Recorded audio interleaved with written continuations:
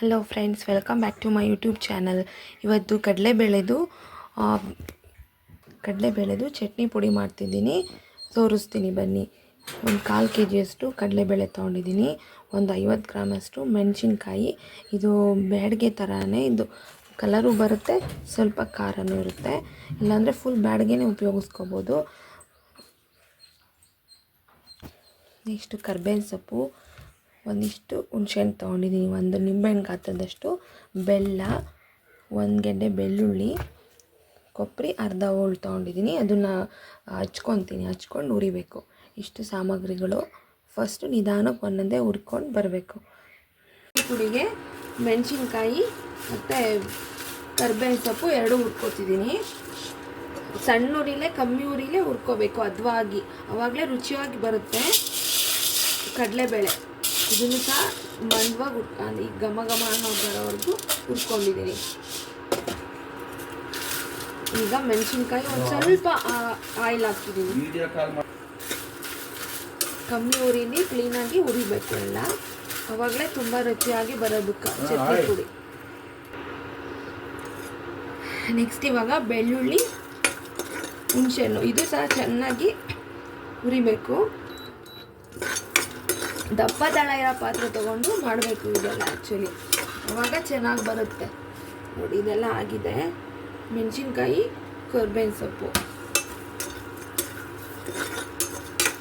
ಚಪಾತಿಗೆ ಎಲ್ಲದಕ್ಕೂ ಚೆನ್ನಾಗಿ, ಚಪಾತಿ, ಪೂರಿ, ರೊಟ್ಟಿಗೆ, ಆಮೇಲೆ ಅನ್ನಕ್ಕೂ ಸಹ ತುಪ್ಪ ಹಾಕ್ಕೊಂಡು ತಿನ್ಬೋದು.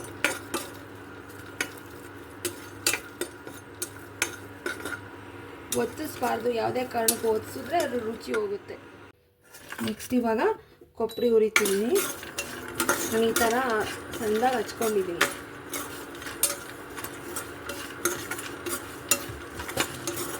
ಎಲ್ಲದನ್ನೂ ಚೆನ್ನಾಗಿ ಹುರ್ಕೋಬೇಕು, ಯಾವುದೇ ರೀತಿ ಒತ್ತಿಸ್ತಾರೆ.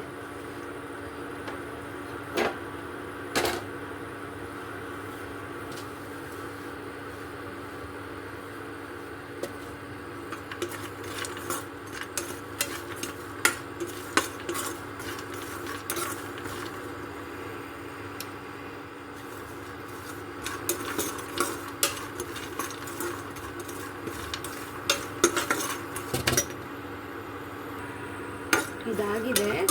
ಇದೆಲ್ಲ ಆರ್ಕೊಂಡ್ಮೇಲೆ ತರಿಯಾಗಿ, ಅಂದರೆ ತುಂಬ ನುಣ್ಣಗೆ ಮಾಡ್ಕೋಬಾರ್ದು, ತರಿಯಾಗಿ ಎಲ್ಲ ರುಬ್ಕೋಬೇಕು. ಇದು ಆರ್ಕೊಂಡ್ಮೇಲೆ ತೋರಿಸ್ತೀನಿ ನೋಡಿ. ಇದೆಲ್ಲ ಆರ್ಕೊಂಡಿದೆ. ಈಗ ಒಂದೊಂದಾಗೆ ಪೌಡ್ರು ಮಾಡ್ಕೊಂಬಿಡ್ತೀನಿ. ತುಂಬ ನುಣ್ಣಗೆ ಮಾಡಬಾರ್ದು.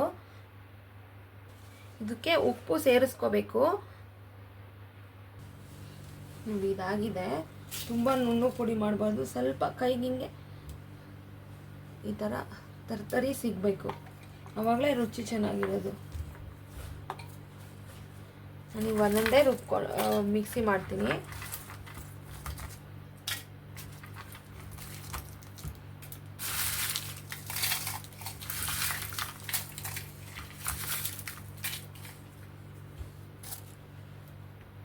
ಇವಾಗ ಕೊಬ್ಬರಿ ನುಣ್ಣಗೆ ಮಾಡ್ಕೊತೀನಿ. ಯಾವುದು ತುಂಬ ನುಣ್ಣಗೆ ಮಾಡ್ಕೊಳ್ಬಾರ್ದು, ಆವಾಗಲೇ ತುಂಬ ಚೆನ್ನಾಗಿ ರುಚಿ ಇರೋದು. ಇದಕ್ಕೆ ಸ್ವಲ್ಪ ನಾನು ಒಂದು 3 ಸ್ಪೂನಷ್ಟು ಬೆಲ್ಲ ಸಹ ಸೇರಿಸ್ತೀನಿ. ಇದೆಲ್ಲ ಮಿಕ್ಸಿ ಮಾಡ್ಕೊಂಡಿದ್ದೀನಿ. ಈ ಕೈಯಲ್ಲೇ ನಾನೆಲ್ಲ ಈ ಥರ ಬೆರೆಸ್ತೀನಿ. ಸ್ಪೂನ್ಗಿನ್ನ ಈ ಕೈಯಲ್ಲಿ ಬೆರೆಸಿದ್ರೆ ಎಲ್ಲ ಕ್ಲೀನಾಗಿ ಒಂದು ಸಮಕ್ಕೆ ಬೆರೆತ್ಕೊಳುತ್ತೆ. ಉಪ್ಪು, ಖಾರ ಇವಾಗ ಎಲ್ಲ ನೋಡಿಕೊಂಡು ಹಾಕ್ಕೋಬೇಕು ಈ ಟೈಮಲ್ಲಿ. ಒಳ್ಳೆ ಕಲರ್ ಬಂದಿದೆ.